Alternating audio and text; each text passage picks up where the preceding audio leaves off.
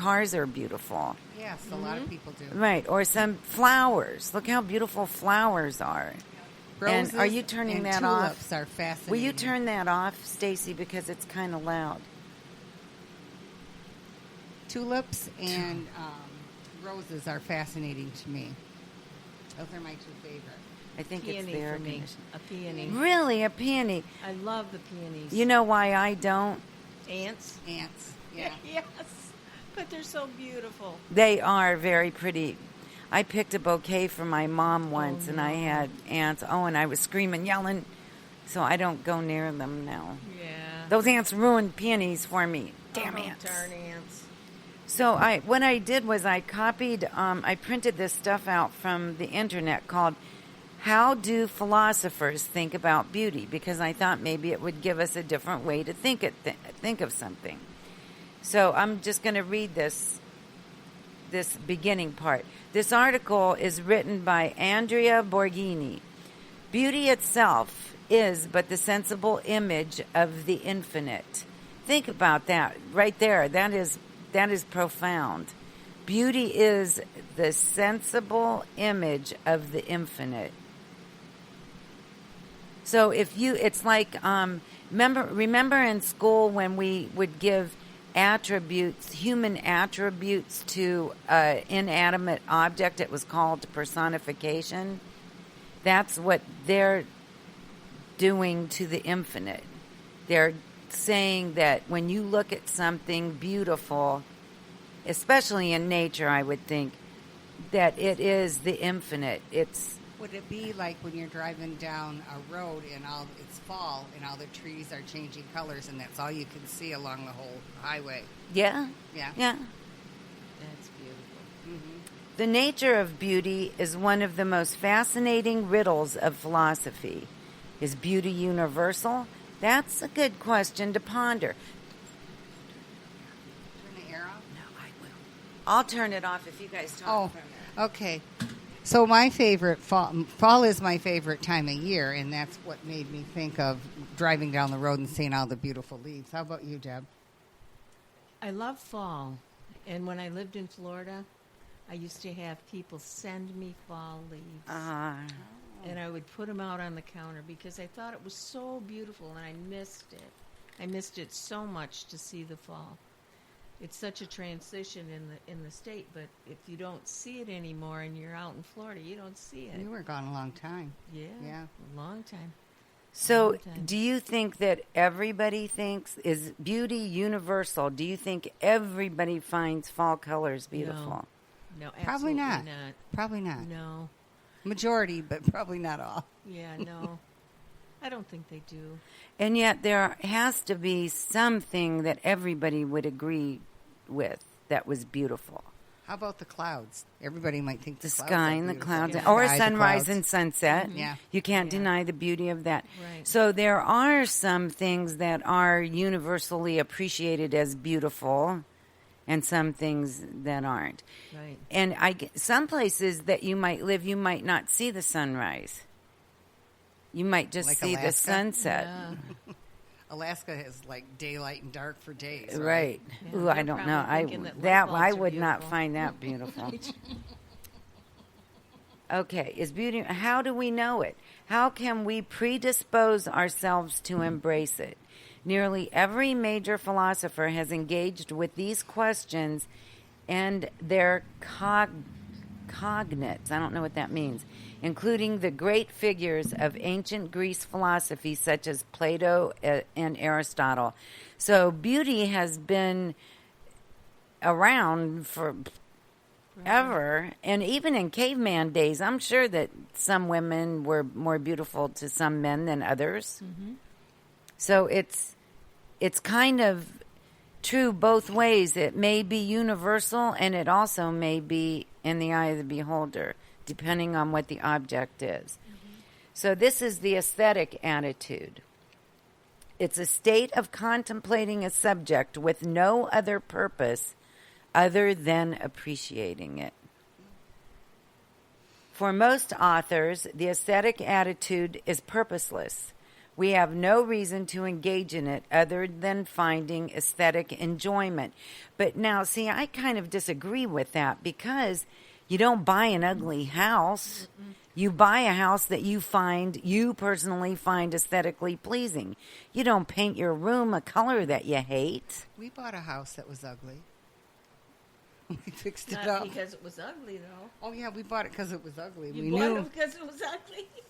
No, we bought it because it was on the water, and it's what we could afford. Yeah. We had to do a lot of work But you on it. made it aesthetically pleasing. Yes. So let me reword that. You wouldn't live in a place that you didn't find aesthetically pleasing. No. And if you did, it might not be because you wanted to. It might be because you have to. Yeah. And you might have that aesthetically pleasing picture of where you want to live in your head. And some people don't have a choice. Right. And yet you would make the best of the interior of that Right. house. Right. Okay. Aesthetic appreciation can be carried on by means of the senses. Looking at a sculpture, trees in bloom, a Manhattan skyline. Listen to Puccini's La Boheme. Tasting a mushroom risotto, feeling cool water in a hot day, and so on. However, senses may not be necessary in order to obtain an aesthetic attitude. We can rejoice, for instance, in imagining a beautiful house that never existed, or in discovering or grasping the details of a complex theorem in algebra.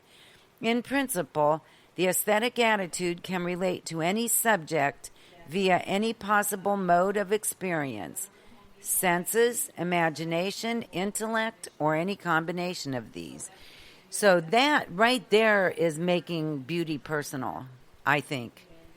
I don't find math beautiful, Some people might, though. but some people do, Yeah. like Sheldon on Big Bang Theory. There you go. There you go. And some people would certainly not find an opera beautiful. And yet some people that live for that, or even a symphony. I love going to the symphony.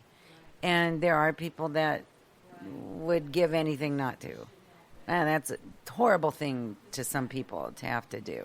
I didn't used to like opera until I heard El Divo, and I loved it. My daughter sent it to me by mistake for a Christmas present, and she thought she bought it for her mother-in-law, who's Italian. And I goes, "Oh my gosh, you got me El Divo! I love it." She started laughing, and she goes, "Mom, that wasn't for you. I had no idea you liked opera." But obviously it was meant for you. Oh yeah, I loved Because it. it expanded your horizon. It did. It did. You know, at the Miss Bay County Beauty Pageant last year, this young woman that won Miss Bay County Teen last year, in all the competition, she just looks like a regular little teenager, just bopping around up there.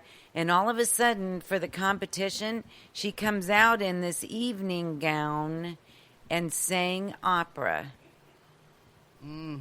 It was like, oh my God. And she was so good. She won, actually, last year. And when she sang again for us this year at the pageant. And all of a sudden, she's this grown woman standing there. Aww. And not this little girl, and singing opera. And she's just splendid. So anyway, I don't know why I threw that in there, but I did. But it reminded you of opera. Yes, thank you. Is there a universal definition of beauty? The question arises of whether beauty is universal. Well, nothing like repeating yourself. Suppose you agree that Michelangelo's David and a Van Gogh self-portrait are beautiful. Do such beauties have something in common? Now, that's a good question, because that's two totally different kind of artists. So let's pick some artists that we're familiar with. Do you know Michelangelo's statue of David? I think I do. I once wrote a poem about it. You want to hear it? Really? Yes. Oh, David, there you stand, so elegantly posed, one hardly notices your absence of clothes.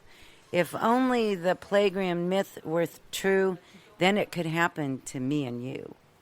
I wrote that when I was in Europe. Wow. Isn't that That's funny? really good. Yay. And like I it. remember it. And It's you funny. still remember I it. still remember. So he has nothing on.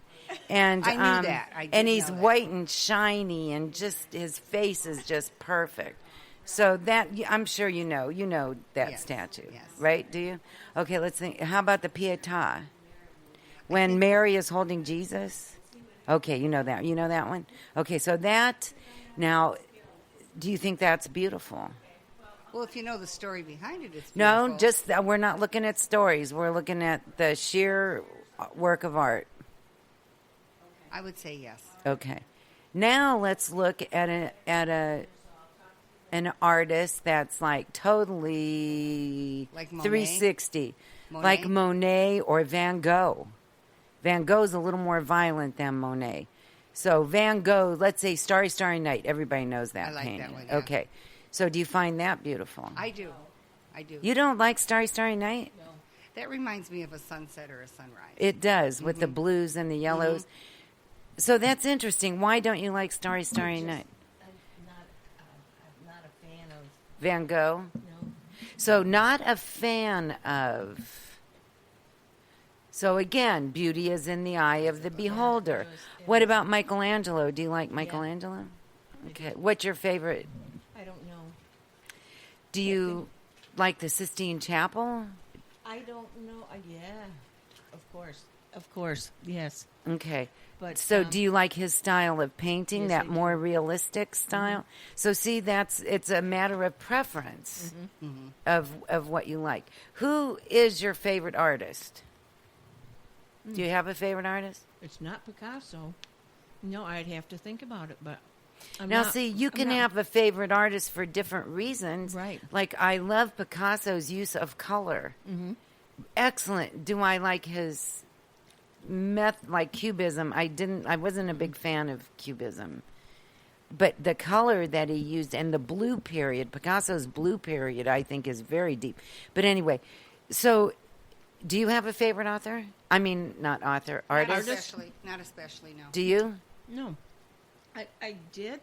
I don't right now. I don't think. I Who have was your favorite artist at one. I one don't know. time? I think it fluctuated with my age. Ah, You know, like during one period. During one period, I would have loved Picasso. when you were younger? Mm-hmm. You know, in the abstracts. But now, not so much. I don't like it. I like anything realistic. And you could put a painting in front of me. Don't tell me who the name is. It's Just- more if you like it or not. So Yeah. see, we're back to those aesthetics again. Something that appeals to you. So the question is there a universal definition of beauty? No. No, then. The answer is no. Let's see what Plato had to say. Well, the definition might, in fact, be correct. It's just the item, what they're looking at, Right. is not the same.